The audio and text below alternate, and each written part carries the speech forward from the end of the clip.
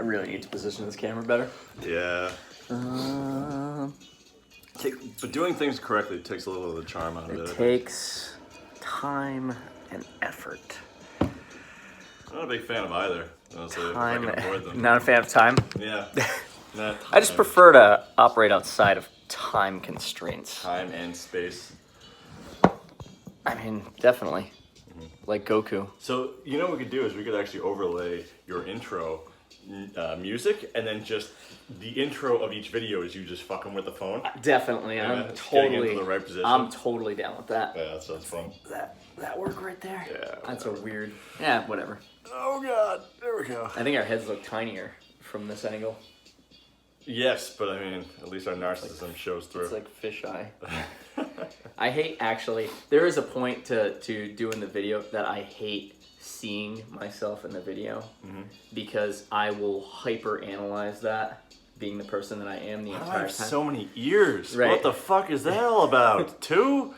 So, anyway, today, I just wanted to talk about one of the biggest problems that I perceive in lifting, and that problem is ego lifting. Ego lifting. Yeah, it's when you try to lift Ego, the living planet. It's just too big, man. It's basically when people just try to put too much weight on the bar, or maybe it might not even be that. It might even just be that they're just grinding out so damn hard whatever they're doing that they're literally getting in their own way of creating success. Yeah, man. I mean, I'm all about making things tougher, but at a certain point, you know, you rob yourself of actual progress, right? Yeah. So my personal stance on this is that anything done, even to a minor degree, is better than absolutely nothing done. So just getting some work in is better than just like the way that I used to lift is I used to consider it an Olympic level event every time I trained. So if I couldn't absolutely force progression in that training session, it was worth nothing. And for the average person, I think that's crap. I think that's absolute crap. The way that I see training now versus the way that I've seen it in the past is if you even do something to a moderate level and follow your plan, you're going to see progress over time. Even if you don't put more up next session than what you put up in the previous session, if you don't consistently beat your best, I still think, and I know there's a lot of strength coaches out there that are going to probably trash me on this, and I don't care. I think it's better to do something and follow your program as best as you can than to have an aneurysm on whether or not you're putting up the right numbers. Oh, right? Absolutely. So, and in that way, that's what I'm classifying as ego lifting. So on the one end, it's putting up way too much weight and just going way outside your own programming. We have little notes on this, little spark notes. And then on the other end, it's just like, it's over obsessing with what you're doing. Like, just get in and get some movement done. So, what did I write down here? What's up? I had the major problem is definitely ego lifting, moving away and not sticking to good form at all. Like, I'm a huge stickler on the quality of what you're doing, but again, not at the expense of the total package of what you're doing. Like, you can obsess with quality just as much as you can obsess with weight on the bar. Of course. Right? You can be like, oh, you know, my elbow turned out 10 degrees on my left side when I did that 4th rep, so I can't count that entire set. Scratch the whole day. Scratch the whole day. It's all done. Yep. And again, I think that's total crap. That's really, you have to think process oriented with this stuff, not just progress, like process. Yeah, man, a lot of that process is just showing up, showing up and doing it the best you can and not really stressing about what the numbers are sometimes, Yeah. I mean, and I'm not saying that that's a way you should always proceed. No, right. But I mean, if you got a good coach and if you've got a good program, and life gets in the way sometimes, like a birthday comes up or, or other things you value just happen, right? Yeah, like, right. so, like, as someone that has obsessively trained for a long time, maybe you realize that, like, training isn't everything in your life. Yeah. Maybe that you can just have fun with it. Certainly like not here really in and my there, life. Right? I like training. And you do it 6 times a week. I do it 6. But Such it's a hypocrite. I know, right? But And when you're doing it. Like you're in Zen mode. I'm there, yeah. You're totally zoned into what you're doing, not distracted with other stuff. Yeah, absolutely. Right? Like during a squat, you're not chatting with me about what Marvel movie's coming out next. Although we do a lot of that. But that's in between sets. We do that in between sets. It's fair game. But yeah, you're totally right. Like when I'm doing it, I'm fully there for that 25 seconds. So my other point about ego lifting is fear. When you're ego lifting and you're just obsessing about, how much you're comparing yourself to this, that, and the other thing. It could be another person. It could be yourself. It could be your numbers in your program. It could be whatever.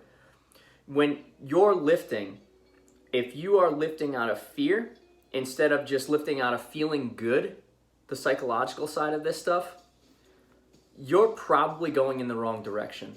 Mm-hmm. So if you're ego lifting and you're in that fear mechanism, you're probably only going to stick to stuff that you're good at.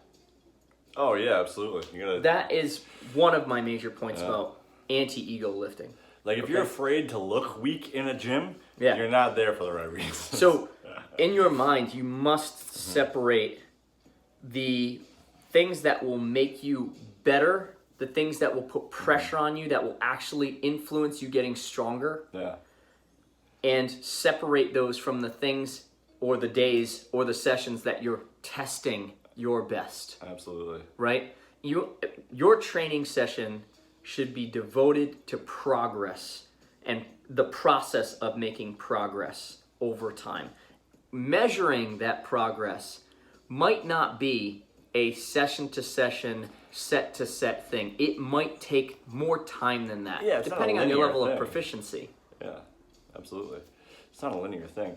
And definitely not linear. Always surround yourself with people who are stronger than you. Every time I go to really any gym, I just kind of assume that I'm the weakest person there or that I'm the least skilled person there. And if I start there, who cares? Who cares what happens? It is definitely best to surround yourself with people that are much more proficient. I mean, that's the fourth way of learning, osmosis. Just putting yourself in the arena where everybody else around you is way better than you at what you're doing. Absolutely. And by watching and being in that environment and getting influences from those people, you will definitely drop your ego very quickly. That's probably the easiest way to not ego lift, is to just put yourself in a gym where everybody's a really good lifter. Yeah, there's that, man. Or a climbing facility or whatever type of training that you're doing. So my next point. 5-minute video. Yeah, I know, right? I think we can limit it to 10. Yeah. My next point is by putting the stuff that you suck at first, you'll become better at it. So you're not going to burn yourself out doing external rotator cuff movements at the beginning of your bench press session. That's a specific example. You're not going to burn yourself out warming your wrists up before you do handstands. You're probably going to tremendously improve how much blood flow is in the area first of these more minor muscle structures that are used to stabilize your lift. And if you get a massive pump in that area, you're going to feel more stable doing that stuff. Put the stuff that sucks in front of your program, not at the end of your program. I don't know why people program it this way. By the time you get to the stuff that you suck at, if you're totally exhausted, how much effort do you think you're going to put into it? Or you just might bounce.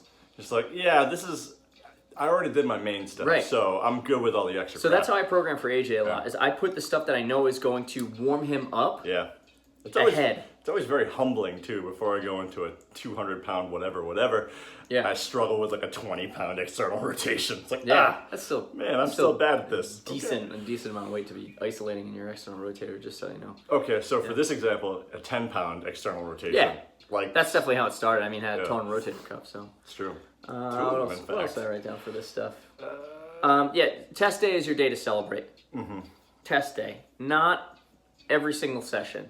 You don't have to make linear progress every single session. I'll tell you that if you do that, if you're looking at your progress, that it must be linear, you will hit a wall at the end of your progress. You have to. Mm-hmm. You can force yourself to progress straight forward. Straight into the wall. Mm-hmm. But you will hit a wall at the end. So when do you want to hit that wall? if you're trying to program to hit a deadline, a competition, whatever, fine, go for it. But most people will benefit from more general physical preparation training, more general, more broad spectrum training, getting better at movement in general than so damn specific in what you're doing. Because what the hell does it matter? Like how much you actually bench press. We talked about this right before we started. Yeah, we did. Yeah. Like, why is everybody asking about a bench press? Like, it doesn't, your ability to express pressure in one direction, great. Once you get proficient at that, move on.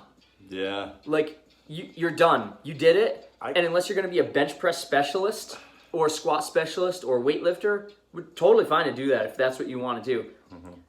But unless you're going to do those things, why the hell are you chasing that so much? And if you are doing that on your own, if you're trying to be a competitor without having a good coach, good luck. Go get a coach that knows like 20 times more than you do so that you can actually make progress in a decent amount of time. Like, stop trying to do it on your own. Huge mistake. Again, more ego lifting. That's totally ego-driven lifting as far as I'm concerned. That concept of I know best is ridiculous. Yeah. You don't. There are people that have been studying the material that you're trying to get good at many more years than you've been doing it or even studying it on your own. There's literally, at this point, hundreds of years of evolution of training data. Yeah. Why not use some of that, right? Why not? Yeah, Einstein said you see further on the shoulders of giants, right? Yeah, exactly. That's an Einstein quote.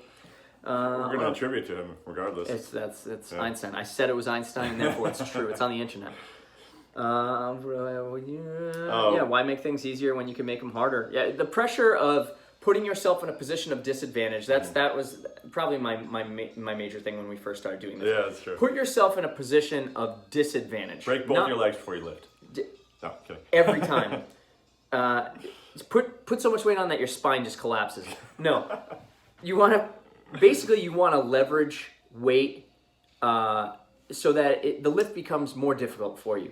Until it's time to taper off your general fitness and get super specific with your training, make the lift harder. Find ways to make it harder. Use tempo, damn it. Like, why do people not use tempo when they lift? Like, either you're moving as fast as possible or you're purposely trying to descend with the lift slower. Don't just move as if it's going to equate to more weight on the bar. Actually produce force Time under tension with your muscle for the amount of time that you need to produce force with your muscle to get you stronger. Build your muscles. Build your ability to perceive your muscles.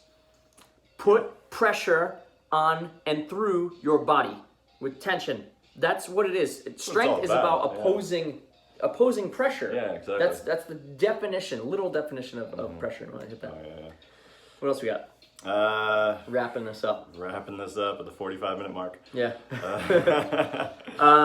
Fall in love with the process of doing this. Yeah.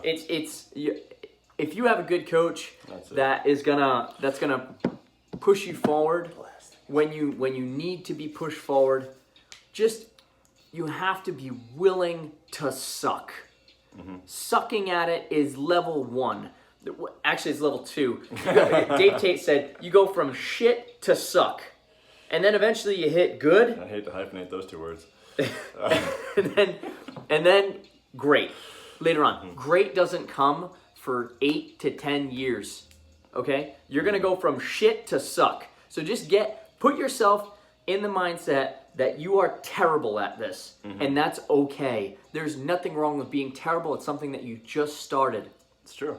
And by just starting something, you are slightly less terrible than someone who's never started it at all. Yeah. And you're definitely less terrible than your previous self that hadn't been doing anything. It's true. Fuck that guy. The best time to start something is 10 years ago, and the second best time is right now. And the third best time is to go back in time and start it 20 years ago. Time travel. I think we hit everything. Yeah. I aggressively ranted for long enough at the camera. I think we're good. I'll probably just upload this just like this. Yeah, don't edit. You know? It takes too much. She's trying to convince me to not edit. Yeah, things. Stop caring. So I'll just not edit this. I'm in the recline position, man. This video's over.